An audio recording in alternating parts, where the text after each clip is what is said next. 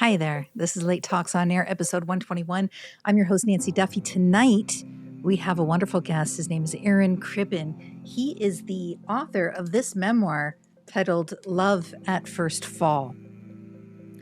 If you're a Gen Xer, you'll automatically resonate with this person's story. If you've been in the Army, you'll resonate with this story. If you have family members who are, you'll resonate with the story. If you're an individual who is experiencing, I really don't know what to do with my life and where's the meaning in it, you'll resonate with this story. If you're a family person or want to be part of one, you'll resonate with this story. It's that good. So before we move on to the interview, let's get you introduced. Aaron Crippen is a tank, or a cat with well over 9 lives. His story immediately brings to mind visions of Fall Guy's Colt Seavers, played by Lee Majors, hanging from a moving helicopter over a deep ravine. Aaron Crippen is the real thing. He's a former U.S. Army Airborne Infantry soldier and a professional stuntman, coordinator, and rigger whose career has taken him from Hollywood blockbusters to productions around the world. He's appeared as a stuntman on sets ranging from Chicago Fire to racing behind the wheel of a stunt car on The Dark Knight. Aaron's memoir, Love at First Fall, is a real-life story built on a series of day jobs, military maneuvers, and movie sets. Here's just a snippet of what you can expect. My whole life, I've been flying. From motorcycles to war zones, even to Hollywood movie sets. I thought the goal was to survive the fall.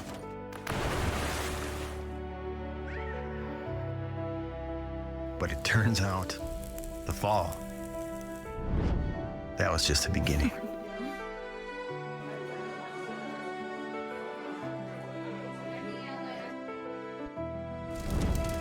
The real story is what it took to get back up. You're going to love this story, and you're going to love Aaron. Let's go to our conversation. Okay, are we recording? We're recording. Okay, I think we're live. We're not live.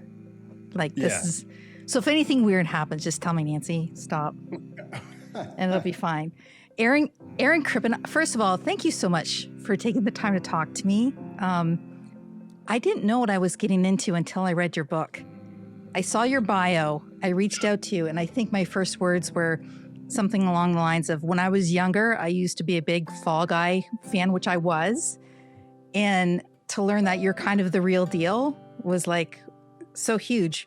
But then I read the book and it's so much deeper than that. And I have so many notes. So I'm so grateful to be able to have this discussion with you. I just want you to know that because I have so many questions, and I think your journey is just amazing, and it should be like a series or something, perhaps. Well, it's funny that you say that, because that's the ultimate goal is I want to make it into a series. But and I was super excited when I read that you were a Fall Guy fan. I was oh, that's the whole reason I started down this crazy path, was I remember that show as a kid, and I was like, what?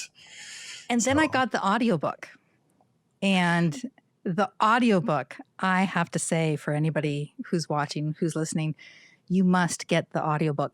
It's I was drawn in by the book because I think the writings are very, very good. And then sometimes I like to do both at the same time. And I know, who was it who did the voiceover for your book? Mickey O'Sullivan. He was great. It's amazing. But it's not just the voiceover. It's the effects, it's the music, it's the sound of the old-fashioned film in between takes, like when you're starting like a new. It was just so good. So good. Well done. Congratulations. Okay. That's just the envelope all of this comes in, right? Both of those things. So yeah. It was, well, how did you, so there was the bonus feature in the audiobook at the end, and that wasn't in the book. And I hope you enjoyed that part. That I didn't get to. I think there was like 4 minutes left by the time of us doing this. So I'm on the last 4 minutes. So okay. I won't ruin it. So don't Don't spoil it. Don't spoil it for me, Aaron. There's a surprise in there for you. Oh, nice. Okay, so since that's just the envelope of everything that is your life, and it's only a portion of your life that you're able to capture, but can you kind of take us back to the beginning of the setting of your childhood? Because there's a couple of things that I think a lot of families will resonate with. I love the story of your parents, the story of my husband has a group of friends that he hangs out with that he's had since he was little. He calls them the posse.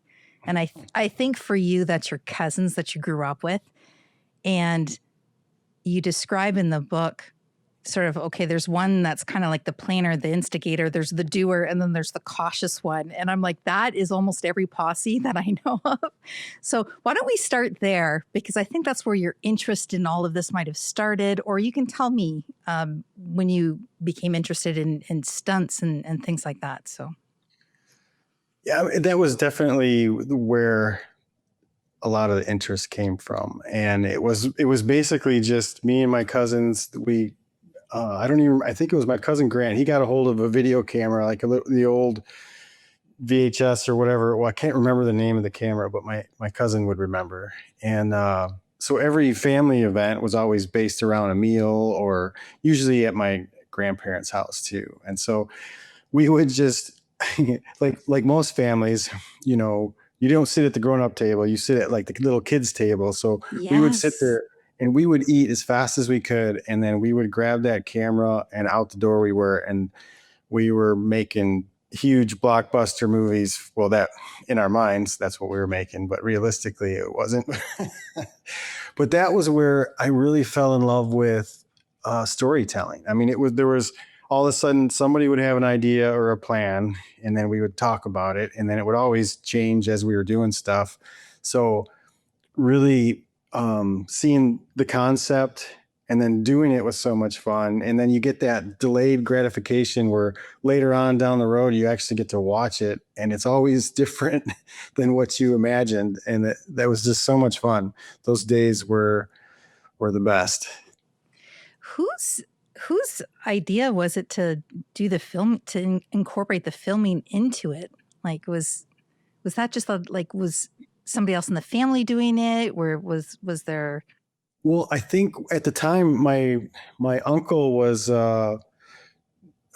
Grant's father, and he was a bodybuilder, and he was competing in different bodybuilding competitions, and he had a VH camera for some of the shows or this and that, and that's how we got a hold of that camera. Yes. Okay. So Grant, just to clarify, Grant is one of your cousins, and Grant and Mike. Grant was that was it. Grant was the idea man. He was all right, here's what we're gonna do. And then my cousin Mike was like, be careful. And then he would always break everything, or always fix everything that we broke, and usually keep us out of trouble. And he still to this day does that and fixes everything. So it's kind of comical that way.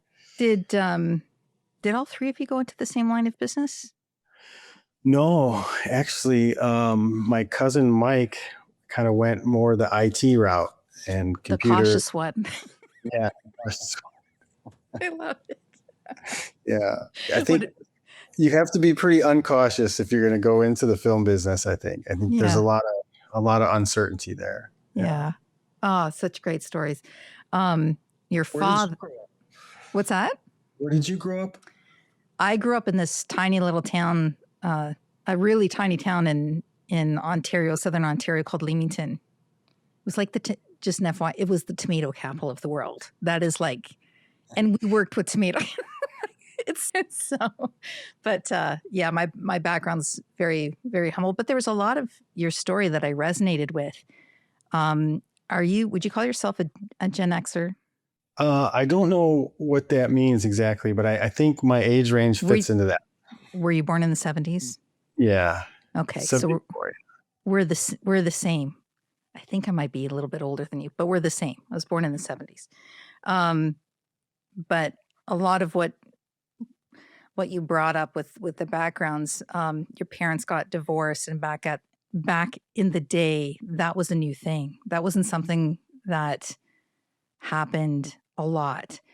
And so adjusting to that, and then right now, today, that doesn't really mean anything, but back then it does mean something when you were a child and you were adjusting for the first time for those things.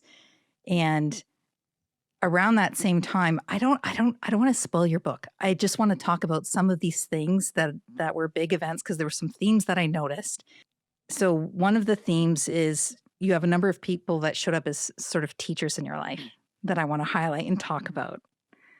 And the part about the divorce, because I think that was almost a pivotal moment in a way in your life, because tell me what that meant to you.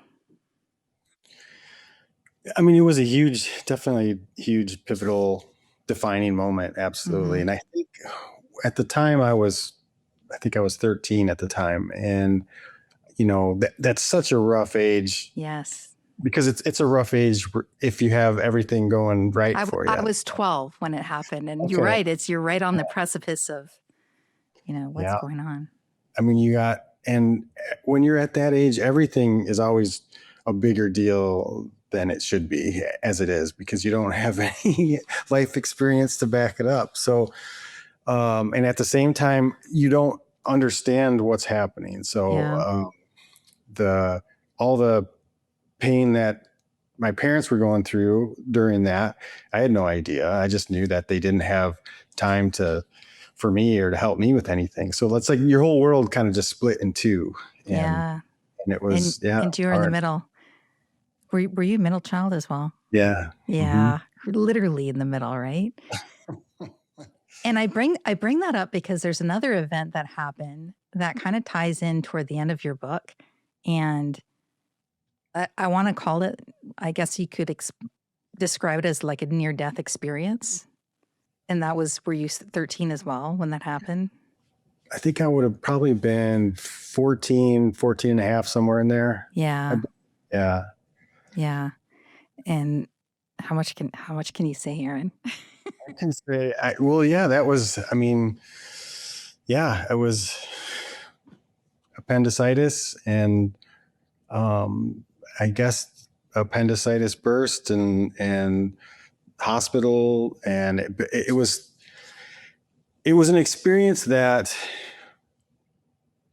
took me a long time to really wrap my head around it, because when it happened, just so everybody can kind of catch up, what happened was basically I went into surgery and I didn't wake up for about 4 days. I was in a coma for several days. And during that time, I had this crazy out of body experience where I saw myself, while I was floating above myself. And so that was such especially at that age, and then everything that was going on. And then I know I talk a little bit about that, but that moment when you want to talk to somebody about it or tell somebody about it, instantly they think you're crazy and you need help. And so every time I tried to reach out for help, it got met with a lot of confusion and not good result after that. Yeah. They thought I was suicidal because I was trying to talk about what happened. Yeah. And they thought I was suicidal. And then you go here, you go there. And it kind of went from bad to worse. And then but it's okay because it got worse. And then it got worse than that. And then, mm-hmm. So eventually I kind of just shut that part of my life down and I never talk about it again. And I just went on and pretended like it never happened. And I think now that we're older, I think we all know how that usually goes. Usually the stuff that you try to hide from and shut down, eventually at some point it comes back. And it doesn't make it any easier, but it forces you to deal with it at some point. So have you ever had anything like that happen?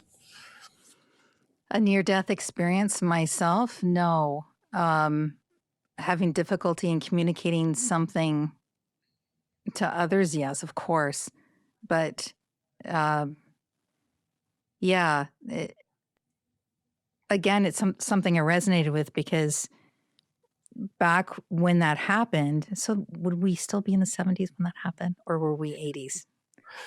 We would have probably been in the 80s at that point. Yes. Yeah, it would have been early. Yeah. But back in the 80s, nobody really talked about, like, you didn't have those discussions really, you know? No, you didn't have discussions and you didn't have emotions. You just kind of just kept going. Yeah. But that's How- sort of why your story's so great, because toward the end of the book and how you speak about things, like, I think you broke a lot of barriers. I don't know if it was intentional or otherwise, but I think it kind of stemmed from that time where you didn't feel comfortable about talking about certain things. And it goes way beyond that. I don't want to spoil it, but it goes way beyond that. Let's talk about teachers. You had some good teachers. So let me go with my notes here. All right. So you got Mrs. Hammer. Mhm. Tell us about Mrs. Hammer. So, okay, I didn't get into all, What grade were you at that time? with that would have been high school. High school. Okay. Yeah. So I wasn't exactly the stellar student in high school or in any school, in any grade. You can just pick a grade. So I mean, I'm from a small town. You're from a small town. Yes. So I was really, really dyslexic. And so, and then in school, you know, that doesn't go very well. They teach one way. And if you can't keep up with the rest of the class, then eventually you're just behind. And what had happened to me was I started falling behind, you know, in middle school. And I just learned differently. I took me a long time to figure out what I had to do to actually learn different, you know. Yeah. I couldn't do the same thing other kids did. It didn't work for me. But what happened was they ended up, for certain classes, I would be in special ed for certain classes. And that doesn't go very well with your peers. And then you end up getting picked on a lot. And then you have all that to deal with. So things start to stack up against you. So by the time high school came along, I was still behind, still haven't figured out what I have to do differently to learn. So once high school started, as I was trying, I kind of got labeled and pegged as this troublemaker when I just, because I had questions, because I didn't understand, because I don't know if some of the teachers felt like I was challenging them, but I wasn't. I didn't get it. I didn't understand it. And so then I got put in some other classes, and I got put into, they called it behavioral disorder in high school. And and that's when I actually came across several teachers that they didn't really, you know, most of the other teachers would kind of not want anything to do with you and wouldn't deal with you. But those teachers actually would take the time to actually try to figure out a different way to teach and a different way to explain things. And that's where it was a really big help. And they're the ones that really kept me from and able to graduate for sure. They were the best. And I wish I could remember all their names. There was three teachers that were incredible, and they saved me for sure. Yeah. Do you remember what it was that maybe I should open this part in the book Yeah. here. She looked at me one day and she said, "Hey, you know, there's a stunt school just across the border." And she said, "I bet you'd be good at it." And that's all she said. And that was one of the. No judgment, no nothing. Where was across the border, by the way? So I grew up on the border of Illinois and Wisconsin. Okay.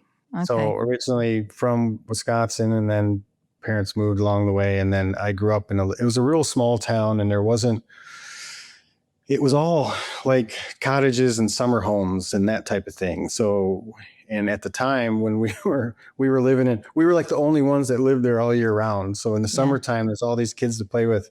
In the wintertime, there was nobody. So yeah, pretty desolate place at the time. Did she know what you and the posse were up to before that? She didn't.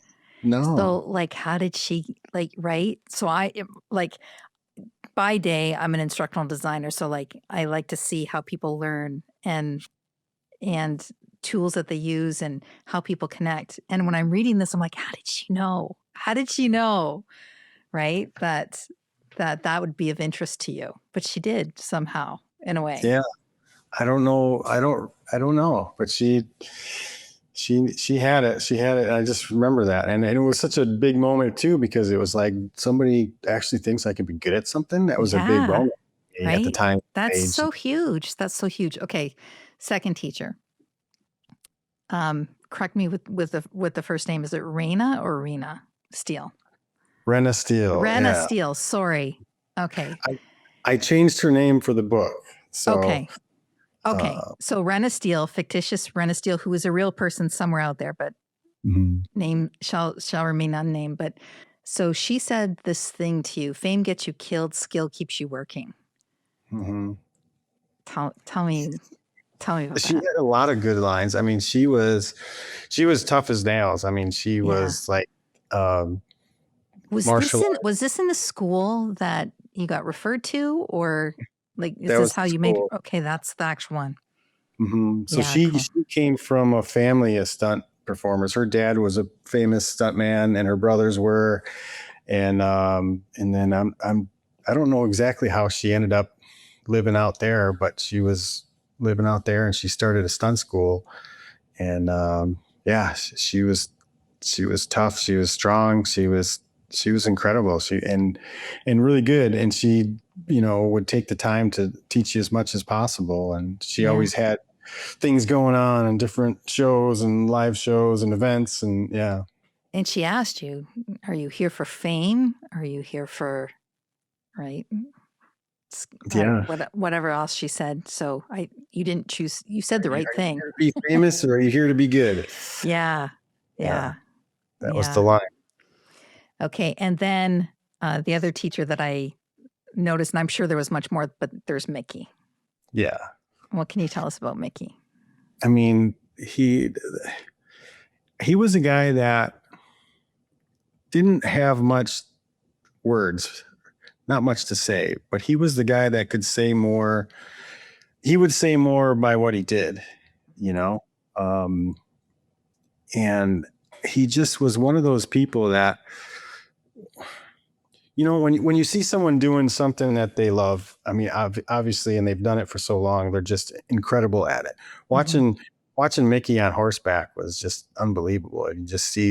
I've seen him at rodeos, I've seen him in practice, and seen him with horses. It's just how his quiet mannerism and how he is. Like, he just, if you want to see somebody one with an animal, that would be him. Yeah. And he was such a great teacher because he taught you things in a different way, in a way that I learned, more observation. It's not so much what people say, but it's more what people do that I think makes more of an impact than what they say.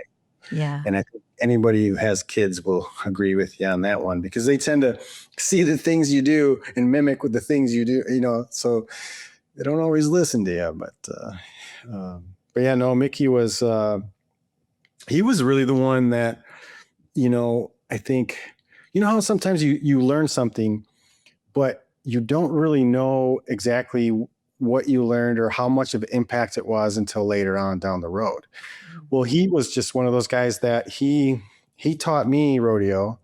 He taught me steer wrestling, but he taught his kids, he taught his grandkids, and what he really taught me was how I wanted to live my life. I mean, I watched him share what he loved to do with his family and his kids and his grandkids. And he did that his whole life. He's not with us anymore, but that's the kind of life I wanted. I wanted to share what I love to do with my family, with my kids, and hopefully someday with my grandkids. Yeah. That's the dream. One of the quotes that he said that you wrote in the book: no use in staying down when there's ride left in you. So I'm like, just so, that's something somebody in my family would have said. And I'm like, oh, so good. Aaron, it's just so good. It's such a great story of trials and tribulations and trying to figure things out in real time and watching things come full circle. Family, love, loneliness, the pain of failure, but also the redemption. So I think it kind of like covers all those things. So you should be very proud. This was really, really well done. I mean, I was really happy when I finally finished. It was such a long journey to finish the book, and how long did it take? I mean, my wife actually said that to me. She goes, "You've been writing that since before I even met you." Did you Which, journal? Were you journaling all the way through? yeah. Yeah. And it really started with the list. I mean, originally it was never meant to be a book. Originally it was just me trying to figure out my life, and then I just really I learned so much about connecting. Oh, that's why that's why I made this decision, was because of this, and also learning about how people impacted my life so much. And so I just kept writing and writing and writing. And then when we had kids, I saw all this stuff and I was like, maybe I'll write it for them and they can have it someday. But the real truth is I wanted to teach my kids, like, how do you teach somebody that some of the best moments in your life will be the hardest? And I didn't know how to teach that. And how do you, I mean, you can't, I don't know how to teach that. That's an insane statement right there, that sometimes the hard stuff is the best stuff. Sometimes the hard stuff that's where it's at, and where it teaches you who you are and who you're going to become. And some of the moments that you're in, if they're awful when you're in it, and as soon as you're out, you're like, that was incredible. I made it, and I didn't know how to teach that to my kids, but I know it's happened to me a lot. And that's really what forced me to do the book. And then when I finished the book, I was like, it was such a long process, and I learned so much and things I didn't know, and I got it done. And then the book was out, and the first week was amazing. And then the second week, just panic mode, just straight up panic mode of like, oh my God, what did I do? Maybe I shouldn't have put all my personal stories out there. And I felt vulnerable, and I got scared, and I felt, then maybe I'll take the book down. I don't think this should be out there. And I really went into panic, and I was losing sleep. I couldn't sleep at night, and I would wake up in a panic, and I was like, oh my gosh. And that went on for like a week straight. But when I focused on the whole reason why I put the story out there, and I put it out there for my kids, and and hopefully it can maybe help a few people in some time. So that was the goal. Yeah. But it was hard to navigate those emotions. We talk about the theme Fall Guy. We talk about Colt Seavers, and there were falls that you had to take on purpose versus the real hard falls that weren't on purpose, that just knocked the wind out of you. What were some of your most painful falls that you didn't think you'd recover from, but obviously you did? The biggest hits in my life, for sure, hands down, 100%, never happened on a movie set. My biggest falls have always been in life. And with stunts, that's like planned chaos. And you have this team around you that can help and look after you and help you up. In life, it's unplanned chaos, and you don't have a team there. It's just you get knocked down. And that was connecting the dots for those stories. It has been difficult. I can tell you one story if you want to hear it. That's not in the book. Yeah. So this was, tell me why it's not in the book. Why didn't it? Why it's not. There's actually a lot of stories that didn't make the book, but tell me about this one. Okay. So it started with the fall, but the fall was the dream job. It was any stunt performer's dream job. It was, I got a part, I got a role. I was acting with a really amazing, famous actor. I had lines, I had dialogue. It was high work. It was a rescue. And to set the scene, it was like this big construction rig had failed. It's 80 feet in the air, and it's hanging out this awkward angle. And all the construction guys are hanging on for their life. The fire department rocks up, and they're going to rescue these guys. But I'm playing the role as the foreman. So when they get to me, I say, no, save my guys. It's all dramatic. And then they save everybody. And as they're coming back to me, there's this dramatic drop and slip, and I'm hanging on. And then there's dialogue with this actor, and I'm like, ah. And then And then I fall 65 feet into a half filled airbag, and there was hundreds of people there, and it was just one of those scenes that people remember. Yeah. But that's not what I remember, because 2 weeks before that, I got a phone call that my mom passed away. And so that was I'm going to get choked up just talking about it, but that's why it's not in the book. No, it's not true. But so the moment I thought about walking away from the job, I thought maybe I just won't do the job. But then I was like, well, what would my mom tell me to do? And she would have been, well, for one, that was her favorite actor in the world. And she would have been so excited that I got it. And she would have been amazed to see it. So I know what she would have told me to do. She would have said, show up. Mm-hmm. So I did. And when we were doing rehearsals for that scene, it was just me, the other actor, and the director. And hearing his voice and the thoughts of my mom, I kind of couldn't quite hold it together. And I asked him, I said, can you give me a minute, please? And I walked away. And I cried. And I came back and I told them what was going on. But up until that point, they never knew what was going on. So once I told them, they understood. And they're like, yep. And they worked with me. And as life does, it moves on. They rolled the cameras. They called action. And I fell. But the thing is when I fell, that fall it felt like relief. It was, for the first time, gravity was carrying me and not the grief. And when I hit the airbag and it was over, it was kind of like a moment where you finished it. It was like closure. It was like wrapping the whole thing up. And that lesson was just learning that life kind of, the falls that get you are the ones you don't see coming. And it kind of puts things into perspective. You never know when that phone call is going to come, or how many times you're going to relive that last words that you had with somebody. And it just, all those life is going to knock you down and you're going to fall. Mm-hmm. It's really about, that if you can have that team in stunts, we have that team of people, but in life you can set up that team of people too, which is why I think what you do is so important as well.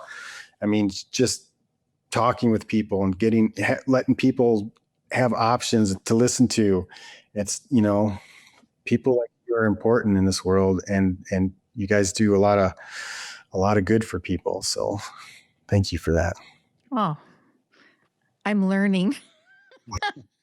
I'm learning. And when you say, oh, right after you put it out, like you had this thing of vulnerability and did I say to you, I think that all the time, all the time. And it takes a lot out of you sometimes, but I will tell you this, Aaron, that as I was going through your book, especially when we get toward the end and when you have your beautiful babies, as a mother, oh my goodness, like I'm happy that you were as vulnerable as you were. And I think it will be really, really good for people to read.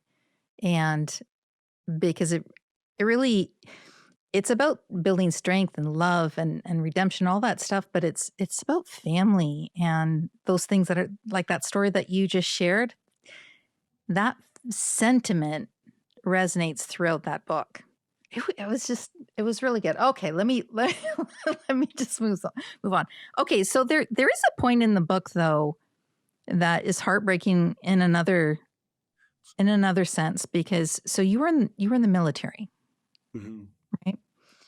And the amount of things that you had to do in the training and whatnot, you describe your exercises and it seemed like grueling pain a lot of the time. And you go through, and by the way you just describe even how you fall in love with people, that kind of thing is just, even that was beautiful. And I want to talk about Monnya, like lasagna. Well, just your wife. Oh my goodness. I think I love her as much as well. So when you get deployed, and this is that whole thing, the whole timing, this is during the Iraq War, and you get deployed, and I think this was when you had to jump. Was it out of a helicopter that you had to jump, and you ended up hurting yourself, getting hurt in that process. And I think somebody looked at you medically and they said one thing and really something else was behind it. But you walked away from that thinking, I know that you had a lot of survivor's guilt you had to deal with. You had to deal with getting back to civilian life after that. All of those things were things that you had to go through as well. But the thing that did you know something was wrong? You had a broken back, right? Yeah, I had a broken. I knew something was wrong, but everybody kept telling me there was nothing wrong with me. Yeah. But that was a really long. I mean, it took me 6 months to be able to walk normal again, and there was so much pain that I would need help getting out of bed in the morning. I couldn't even do it. There was times where my buddy came in to check on me and I was on the floor. I couldn't get up. And it was a long, tough process. You're like a walking miracle. So truly.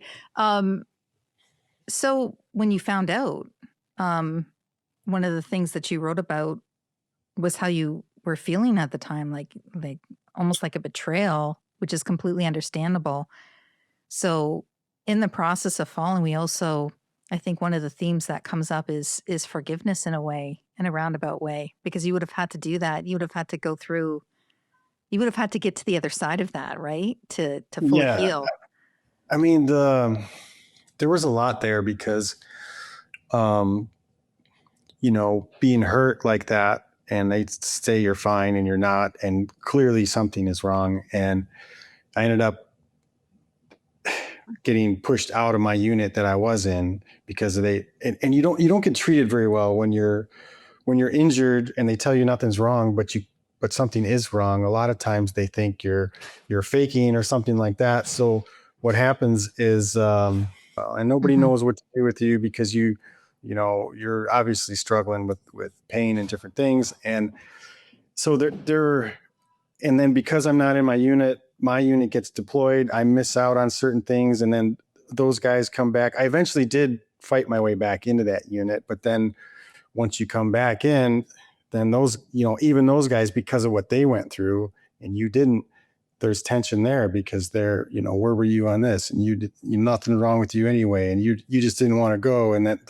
so you get all these things start to stack up and, and that had a lot to do with, survivor's guilt and everything as well. Even that, Aaron, because there are so many veterans who come back and have to go back to civilian life. There's a good friend of mine that works with a lot of veterans, and they have all that same thing that they have to go through. So just even for other veterans to hear your point of view and to hear how your story goes, I think even that is also helpful as well.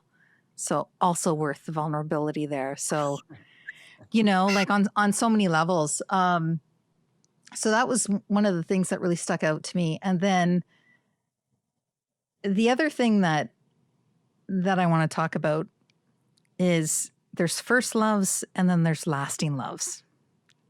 And to me, that's what this was, the story, your life, this story, what your life is also about. Like, everybody has the first loves. And then if we're lucky enough, if we're fortunate enough, we get to find the lasting loves. And I think you found yours and your beautiful family, and all the lessons that you now get to teach them just by being present with them every day, but also now you've provided a history. They know your life now, but the leading up to when my father passed away, I wish I would have had a little bit more of like what you did. I wish I could have read more into his story, because everybody has one. And now you've successfully shared that, and you don't even know what dividends that's going to return yet. You may never know. And if each one of us did that, like the best seeds sown are the ones that you don't even get to see the harvest of, and I think that's sort of what you've done here. So when you meet Monnya, who we've just met, But when you meet her for the first time, the way you describe her, you know, it's so touching. And then what your sons mean to you, I don't even know how to put into words what that means to other families to aspire to think that way of other people in their lives, you know? Yeah, well, I mean, it definitely, I feel a lot of gratitude for that, to have her in my life. I mean, she's incredible and she's amazing. And funny story, actually, I know the show that we met on, as you read about in the book. So that same show, we're just doing some more shows in Las Vegas, and we went out there and performed in a couple of shows just a few weeks ago. Did you? So, yeah. Did you guys do it together?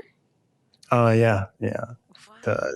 She was in the show. I was mainly helping out backstage, mainly because of the kids and everything. But we got to show the kids what that show was, and that was the show we bet on, and the crazy. And then we got to ride some horses, and you know, haven't done that in a long time. In that way, standing up, Roman riding, that type of thing. And yeah, it was pretty incredible. If that's us in Vegas just a few weeks ago. Oh my, that's crazy. And then I can't even sit on one properly. Yeah, there was, sorry, I just, because we were talking about that. Wait, and horses are, it's so funny that you just showed that wonderful photograph, and that's recent, right? But you do a lot with horses. You did a lot with horses. Yeah, and back when you met Mickey, you know, I think, wasn't it a wild horse race or something like that? Like, not film related, but that was just like a horse race, and they were wild. Were they wild horses? Mm-hmm, yeah. Like, that's craziness. Like, but in a good way. And then you were in the stunts with the horses, being dragged behind them. And like, I don't know how you're alive. It's just crazy. Wow. If I was a cat, I'd be expired quite a while ago, I suppose. More than 9 lives. What's the favorite work that you've done so far? Was it that last fall, the one that's not in the book that we talked about today? Well, the favorite stunts, you know, a lot of them are favorite for different reasons. Some of them are your favorite because they're the most challenging to do. And some of them are favorite because it was just, the scale of something was so big, and that makes it really incredible, and the sets and everything like that. So it's really hard to nail down the favorites, but I think that would be one of the favorites, I think, as the story that I told. And part of the reason why too is it was so, the weight of grief can get really heavy. And I think that was a pretty challenging spot to be in without the weight of the grief. And I think part of why that was so special is because it had so much meaning behind it. It was the meaning of what it would have meant to my mom, and the, and how that grief made it so much more difficult, and I still accomplished it. So there was that sense of pride as well. And I think that definitely makes it one of my favorites for sure. Mm-hmm. What's the biggest lesson you want people to take away from what you've written? I think the biggest lesson that's hidden in there is don't wait to tell your story. I think some of the things that, falling down for a living and doing stunts for the last 25 years, every fall is like a teacher, and it teaches you different things. And then it's like our whole life is always falling. We're always falling. We're falling in love. We're falling out of love. We're falling apart. There's just, we're falling into fatherhood. Most of the big moments in your life start with a fall, one way or the other. Mm-hmm. And so when you fall, don't waste the fall, because that moment is such a great teacher. If you share it, that could be the exact instruction manual somebody else needs to get through it. And I think I wrote in the book, it's like, for me, it was like, hopefully that book and my stories are just, like a flashlight in the dark for my kids. Yeah. That, when life goes dark, hopefully they can find their way out, find their way home.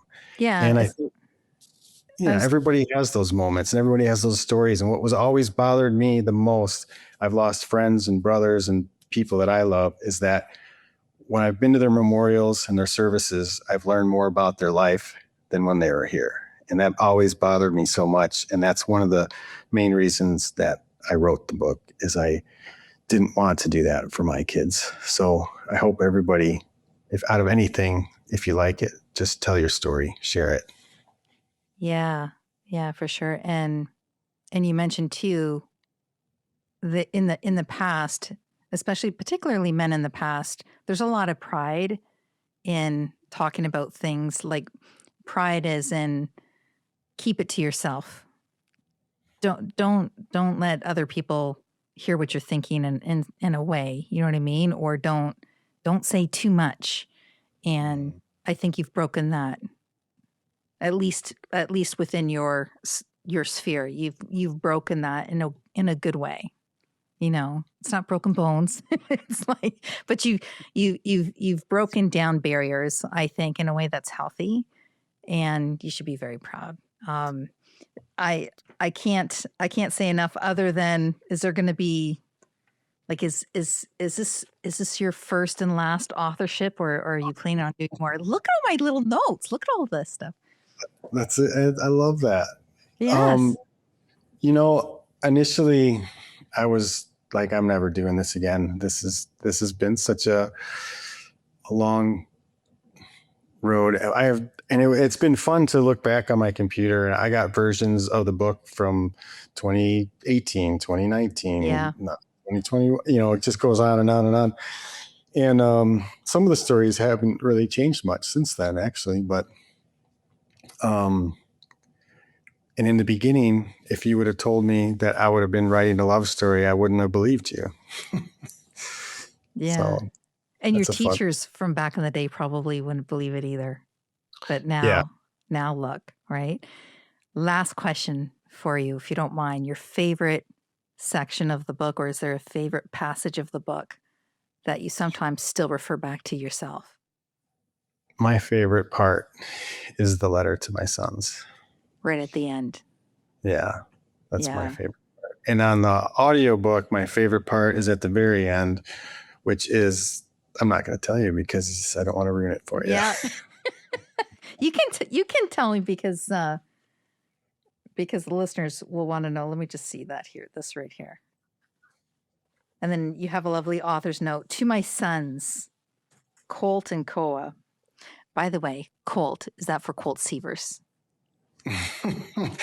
So funny enough, you would think so, but funny enough is we had a different name picked out, and then her sister found like a bunch. There was some weird anime cartoon character named that name, and it was kind of weird and this and that, and so you were like, oh well, we're definitely not naming that, but we didn't have time.